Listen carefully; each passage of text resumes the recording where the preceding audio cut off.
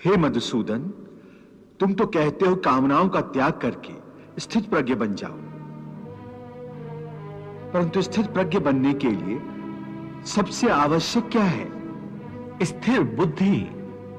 स्थिर बुद्धि? परंतु मनुष्य अपनी बुद्धि को स्थिर कैसे रख सकता है? आशा और निराशा दोनों से मुक्त होकर ही बुद्धि को स्थिर किया जा सकता है। बुद्धि स्थिर होगी तो इंद्रियों के विषयों का बल टूट जाएगा।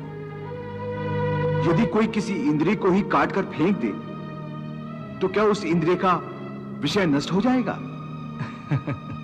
नहीं अर्जुन, यदि किसी दुर्घटनावश किसी की आंखें अंधी हो जाएं, तो यह आवश्यक नहीं कि उसकी आंखें रूप की कल्पना करना ही छोड़ दें।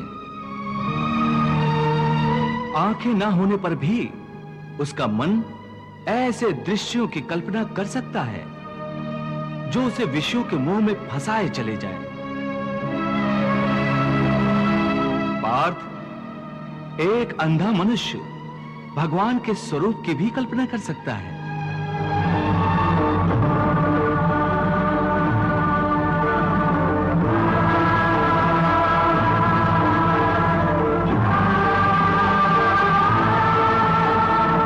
और एक नारी के शरीर की भी कल्पना कर सकता है।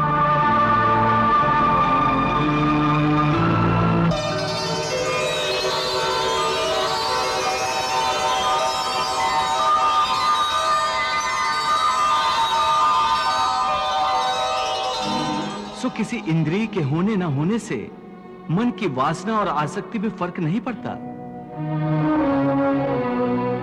हे अर्जुन, कई लोग अपनी इंद्रियों पर बड़ी कठोरता से निग्रह करने के लिए बड़े कठिन व्रत और उपवास रखते हैं।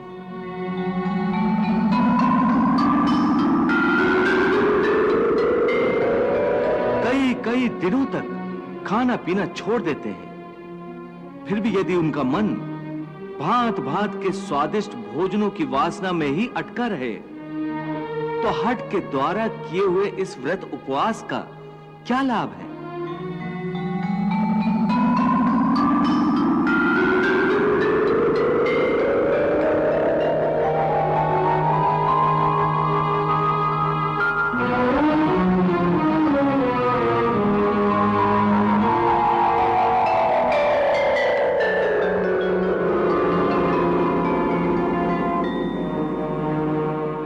ऐसे लोग हठ के द्वारा अपनी इंद्रियों को सुखाकर निर्बल तो कर देते हैं,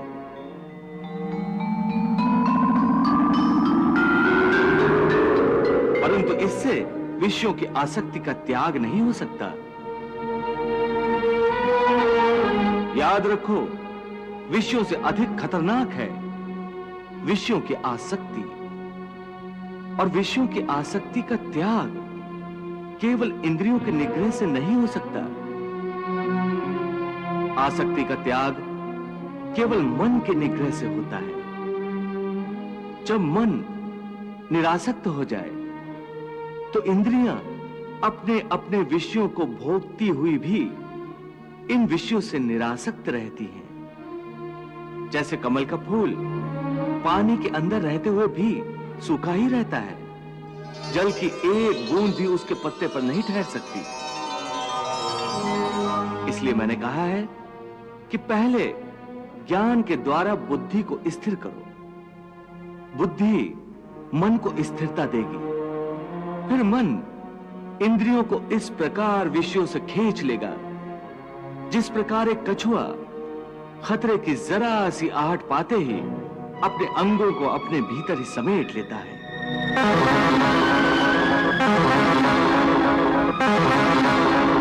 हे पार्थ, यदा संघर्ते चायम कूर्मो अंगानीव सर्वशः इंद्रियाणि इंद्रियार्थेभ्यस् तस्य प्रज्ञा प्रतिष्ठिता।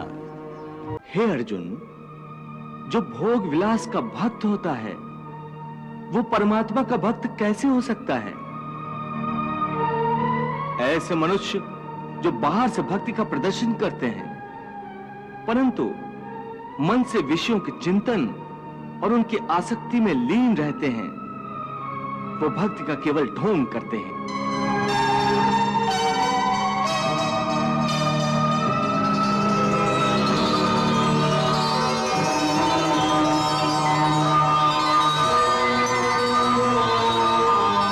वो योगी नहीं, ढोंगी होते हैं। इन्हें मिथ्याचारी कहते हैं। विषया विनिवर्तन्ते निराहारस्य देहिनः रसवर्जम रसोप्यस्य परम दृष्ट्वा निवर्तते।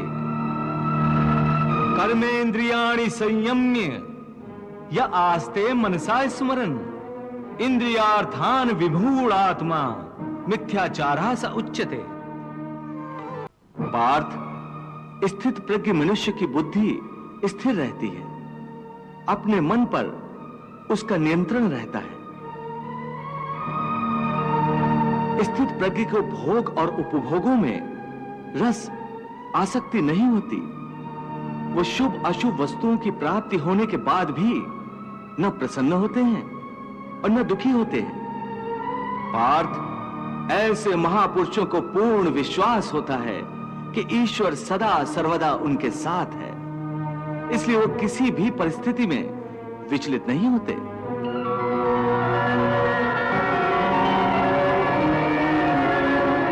ये कहना आसान है केशव, साधारण मनुष्य के लिए इस मानसिक स्तर पर पहुंचना बहुत कठिन है।